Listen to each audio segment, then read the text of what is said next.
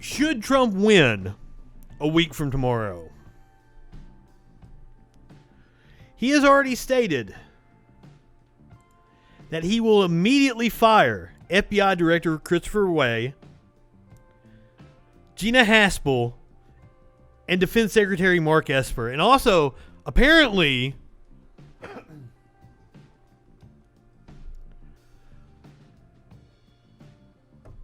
Bill Barr. Fuck, I couldn't remember his name there for a second. Apparently, Bill Barr is on the chopping block as well. He's pissed at all these people for not launching an investigation into his political opponents. So he's going ahead and tipping his hand. Should he win re-election, he is going to prosecute Hillary Clinton, Barack Obama, Joe Biden. That's what a dictator does. That has a chilling effect.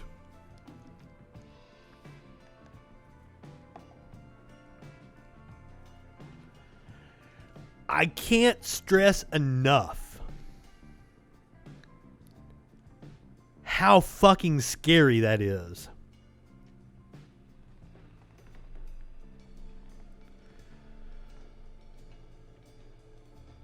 Luckily, it's not likely to happen. He's not going to win the popular vote. That's impossible. He's going to lose by 5, 7, 10 million. So, there's that. Whether he stays in power or not, that's the question. Because he's going to throw legal challenges at it. And just like producer Dave from Echoplex Media said, he's going to flood Facebook with ads saying he's won that night. Be prepared for it. As I said, these people, the right-wing fucking morons that are cheering him on, they're nuts. They led a parade of idiots through downtown Manhattan. Apparently Rudy was with them.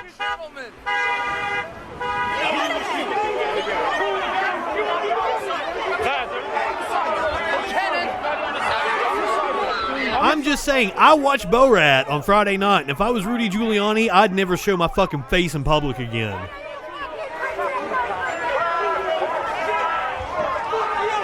You make an excellent point. Now, last time, Trump had a percentage and a half plus of people that wouldn't admit that they would vote for him.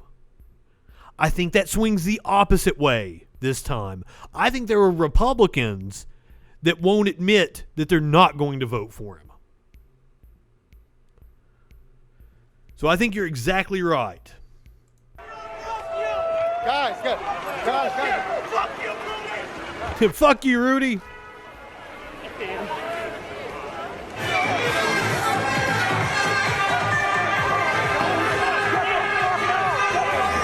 Now, Fox News shared this story out, and I saw one of my conservative friends, and it talked about the horror that the caravan faced. And then when you clicked on the story, it said they threw eggs at the caravan and yelled at them. And goddamn, right-wingers are the biggest fucking snowflakes on the planet. The horror of an egg and getting shouted at. But now it's not like that motherfucker actually read the story. He didn't know that there was an egg. He just saw the headline about the horror. Oh my God, the horror. More violence from the left wing. We'll go over that here in a second.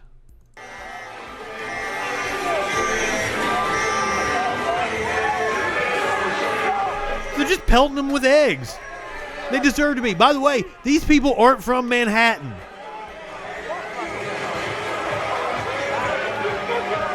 Blessed be the fruit. I'll give you an amen on that one.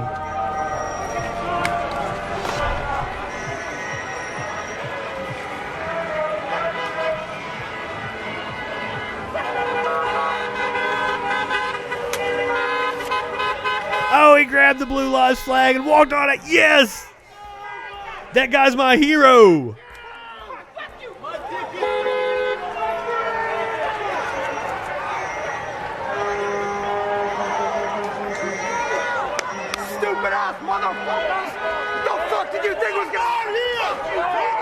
Heather Heyer in Charlottesville.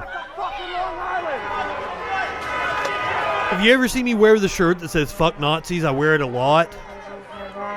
The organization that I got that shirt from made that shirt for the Heather Heyer Foundation.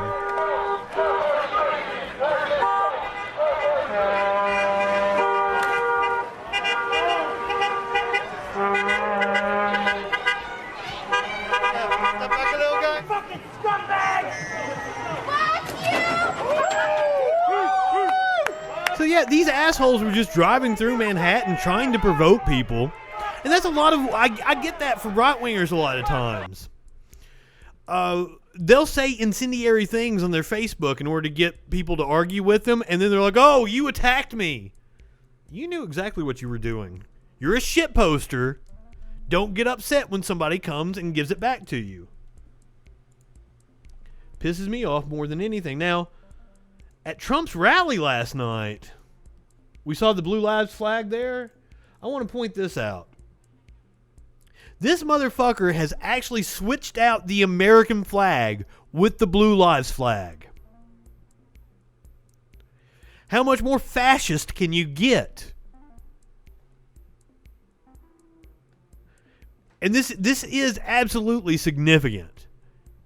He is signaling in the last week that he is going to be a totalitarian strongman, and he is hoping to rally the people that want him to be a totalitarian strongman against people like me, to shut me the fuck up. Well, it ain't gonna happen.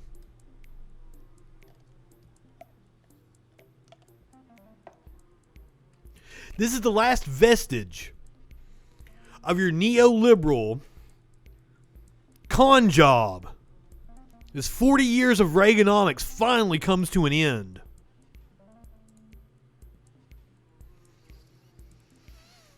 I thought I was done with it after the election of 2006. But here we are, 14 years later.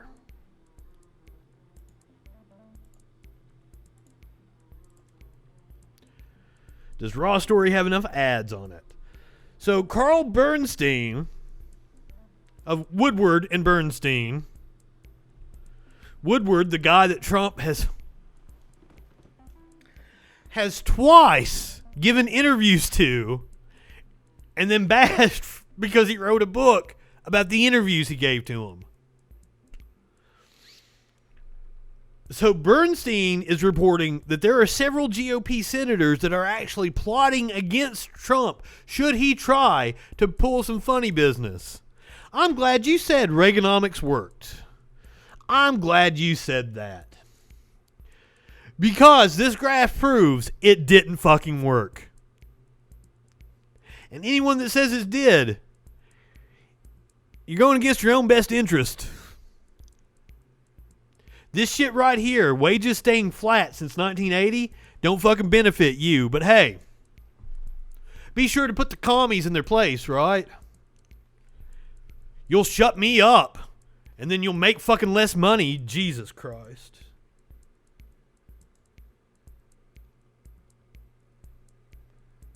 Bernstein did not mention the names of the senators, but he did add that there was a power play being created behind the scenes if Donald Trump used provocative acts to try to undermine the Constitution. Now, let's go over this again.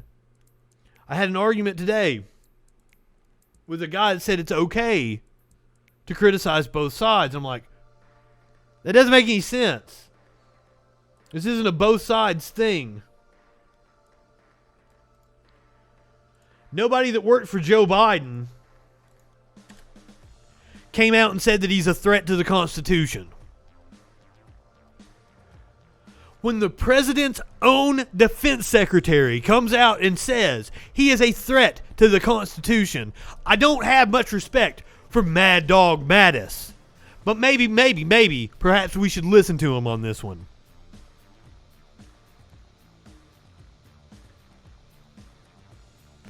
But I showed it to one of my right-wing friends, and they're like, oh, he's just a disgruntled former employee. I'm like, he's a decorated fucking general that was the defense secretary. I don't think a decorated general is going to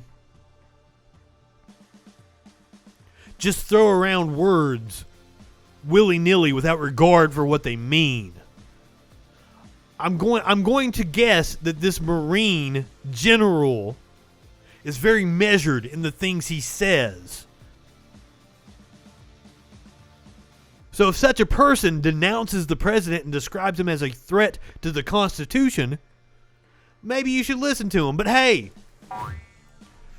right-wingers are morons.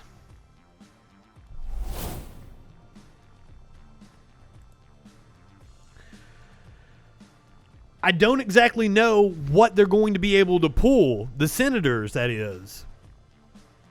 Because it's not going to be up to them. It's going to go to the courts. The president has given wishy-washy answers on whether he will accept the election results. What happens if Trump loses the election but refuses to accept the results?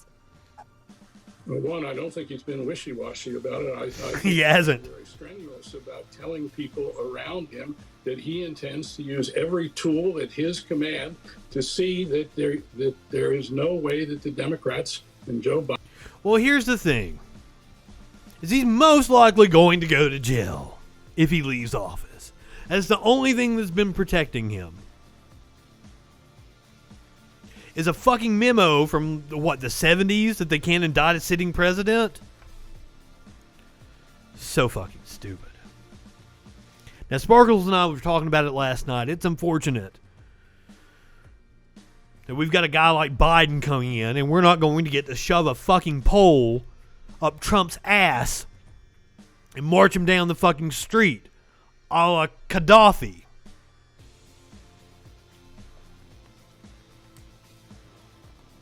We're not going to get to hang the motherfucker and his family upside down the way they did Mussolini.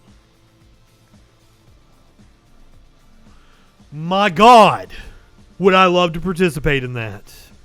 Biden can win this election.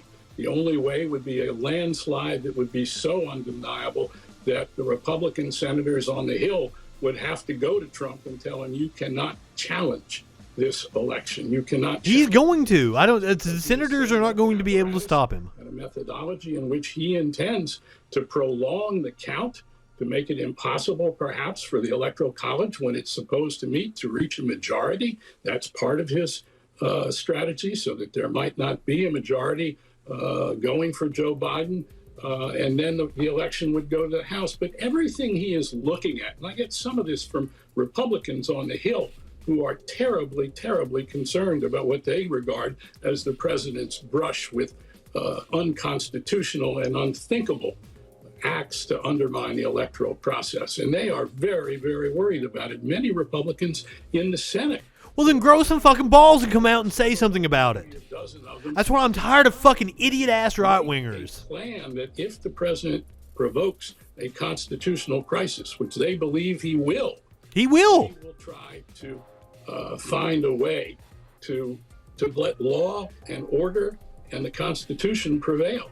So members of his own party are planning to take action if he does what he is sort of threatening to do.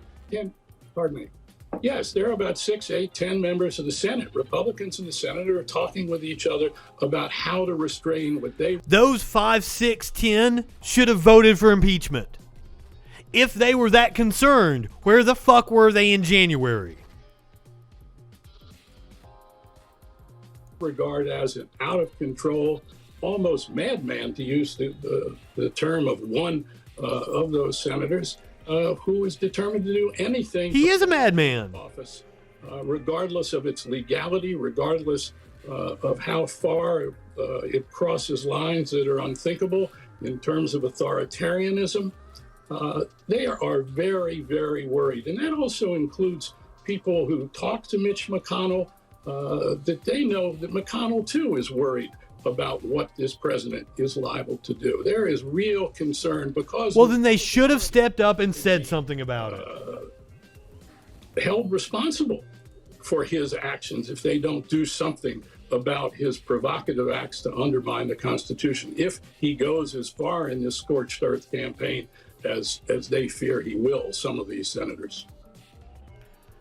Well, they are going to be held responsible. They are going to feel the brunt of it electorally. in 7 days and some change.